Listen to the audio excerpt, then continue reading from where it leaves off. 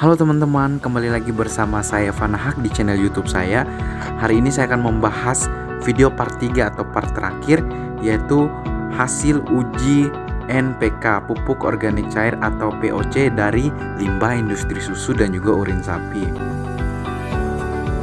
Yang pertama, kandungan unsur hara yang diuji dalam penelitian ini yaitu nitrogen atau N, fosfor atau P, dan juga kalium atau K.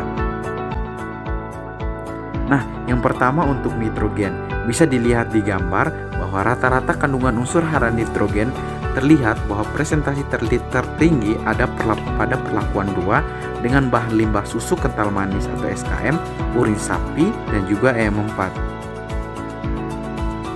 Berikutnya yaitu fosfor atau P.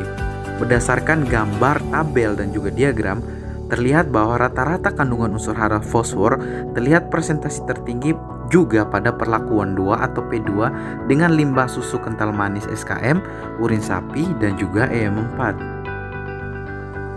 Yang terakhir yaitu kalium. Bisa dilihat bahwa rata-rata kandungan unsur hara dari ketiga perlakuan itu yang tertinggi adalah P2 dengan bahan limbah industri susu kental manis, urin sapi, dan EM4. Akan tetapi yang tertinggi adalah P0 atau kontrol. Nah, berikutnya adalah apa sih manfaat unsur hara N, P, dan K? Unsur nitrogen atau N termasuk unsur yang dibutuhkan dalam jumlah banyak, sehingga disebut unsur hara makroprimer. Umumnya unsur nitrogen menyusun 1,5% dari tubuh tanaman. N berfungsi untuk menyusun asam amino atau protein, asam nukleat, nukleatida, dan klorofil pada tanaman, sehingga dengan adanya N, tanaman akan merasakan manfaat, yaitu sebagai berikut. Yang pertama, membuat tanaman lebih hijau. Yang kedua, mempercepat pertumbuhan tanaman, yaitu tinggi jumlah anakan dan juga jumlah cabang. Dan yang terakhir adalah menambah kandungan protein hasil panen. Berikutnya adalah unsur P atau fosfor. Keberadaan unsur P berfungsi sebagai penyimpan dan transfer energi untuk seluruh aktivitas metabolisme tanaman. Sehingga dengan adanya unsur P, maka tanaman akan merasakan manfaat sebagai berikut. Yang pertama, memacu pertumbuhan akar dan membentuk sistem perakaran yang baik. Yang kedua, menguatkan pertumbuhan jaringan tanaman yang membentuk titik tubuh tanaman. Yang ketiga, memacu pembentukan bunga dan pematangan buah atau biji sehingga mempercepat masa panen. Yang keempat adalah memperbesar persentase terbentuknya bunga menjadi buah.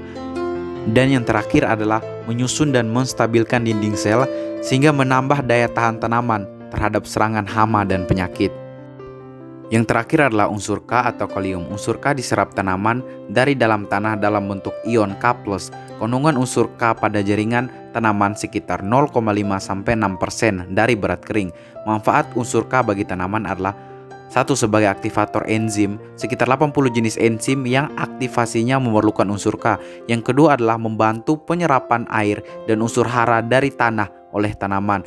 Dan yang terakhir adalah membantu transportasi hasil asimilasi dari daun ke jaringan tanaman.